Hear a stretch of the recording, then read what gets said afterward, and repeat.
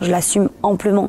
Ça a été un mariage forcé sous la manipulation en fait. Quand mon père m'a dit je serais tellement fière de toi si tu te maries.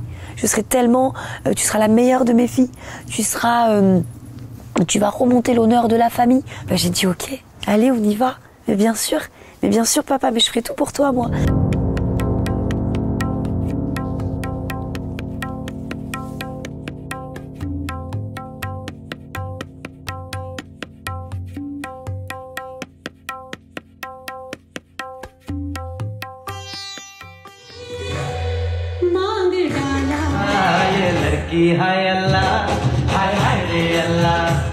Moi, je suis une honte pour eux et parce que voilà, je suis une rebelle, je fais mes choix de vie, j'accepte pas l'injustice, mariage forcé, ensuite divorce, ils ont pas accepté. Salut Brut, moi c'est Afshirani et aujourd'hui je vais te raconter mon histoire.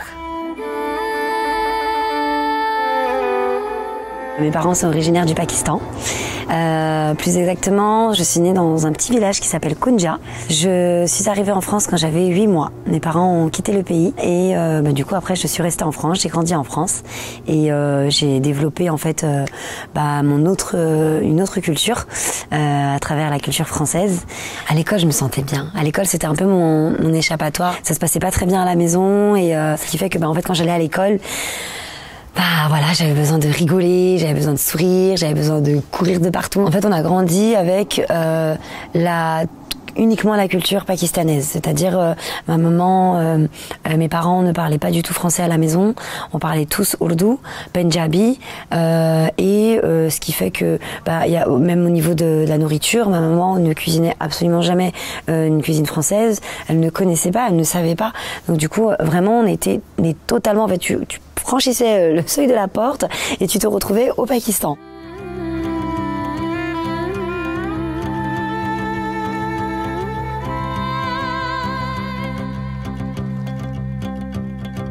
Un jour, en étant au lycée, le CPE, je me suis plainte de grosses migraines, j'arrivais pas à suivre les cours. Et du coup, j'avais insisté pour qu'il ne les appelle pas. Mais par sécurité, il a quand même appelé mon père. Mon père est venu à l'école en furie, énervé parce que je lui avais fait perdre son temps. Donc je sors du lycée et là, j'ai un camarade du lycée en fait qui me dit « Coucou Afshan !» Et là, moi, je lui dis « Chut, tais-toi, il y a mon père. » Moi, je savais que ça allait pas passer. Mais lui, il savait pas. Pour lui, c'est normal, en fait. Il y a Afshan, on l'appelle, quoi. Et là, je savais que ça allait me tomber dessus. 10 mètres plus loin, mon père, c'est qui lui? C'est qui lui? Pourquoi il t'appelle? C'est pour ça que tu vas à l'école, hein. C'est pour ça que tu vas à l'école. C'est pour parler aux garçons que tu vas à l'école, hein. Ah ouais, d'accord, ouais. De toute façon, c'est pour ça que je vous ai emmené en France, hein. C'est ça, hein, vous voulez la liberté, vous voulez, hein. Voilà, le mot liberté... il m'a torturé l'esprit ce mot liberté. Fin du collège, en fait, j'ai commencé à travailler, en fait, à aider mon papa au commerce, dans les commerces. Et là, ça a été la descente aux enfers un petit peu, en fait, parce que j'avais d'abord raté mon brevet, parce que justement, j'avais pas le temps de réviser. Après, j'ai réussi à le repasser, donc j'ai été jusqu'au lycée. Mais là, pareil, j'ai galéré.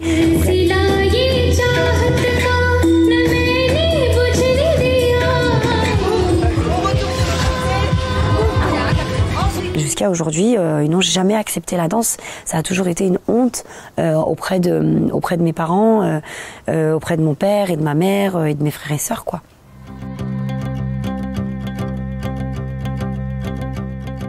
Je suis partie au Pakistan en vacances, en simples vacances.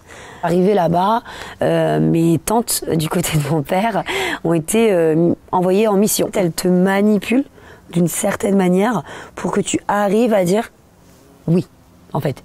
Donc au début tu dis non, et en fait de fil en aiguille, tu finis par dire ok, je rencontre la personne, par exemple une personne qui te présente. Après ils te disent ok, mais du coup ce serait bien que tu fasses un fiançailles. Ok, on fait les fiançailles, mais rien d'autre, hein. Oui, d'accord. Ensuite, ok, est-ce que ça te dit directement qu'on fasse le mariage? Parce que comme ça, moi, c'est fait. T'as pas à revenir avec ta famille. C'est fait, non, non. Du coup, ben, tac, tac, tac, tac. C'est-à-dire que ça y va vraiment étape par étape. Et en fait, bah, tu finis par dire oui. Ça a été très, très, très vite. Les préparations, les achats des vêtements, les décorations, la location de la salle, tout. En 15 jours, c'était tout bouclé. Et en 15 jours, je me suis retrouvée mariée avec un homme que je connaissais pas.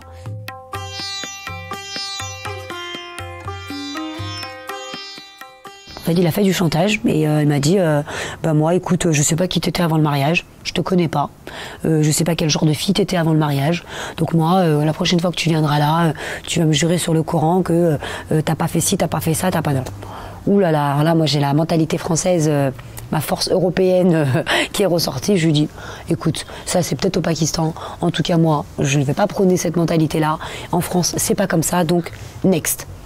Et là ça a été un nouveau combat pour moi parce que bah il fallait affronter la famille avec le divorce et ça c'était juste pas possible en fait. Donc on divorce pas chez nous, c'est la honte de divorcer dans notre culture.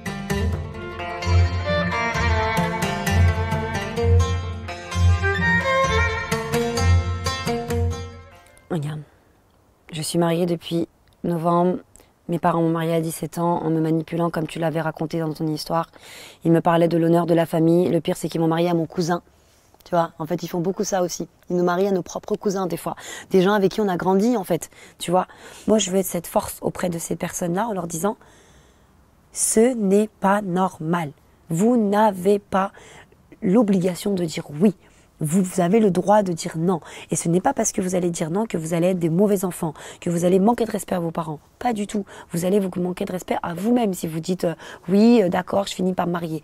Donc c'est vraiment cette force et ce message que je veux apporter en vous disant soyez forts, battez-vous et quitte à ce que oui, c'est vrai, ça va peut-être couper des liens. Oui, c'est vrai, ça va peut-être être dur pour vous pour vivre quelque temps, mais au moins vous allez respecter votre vie à vous. Au moins vous allez vivre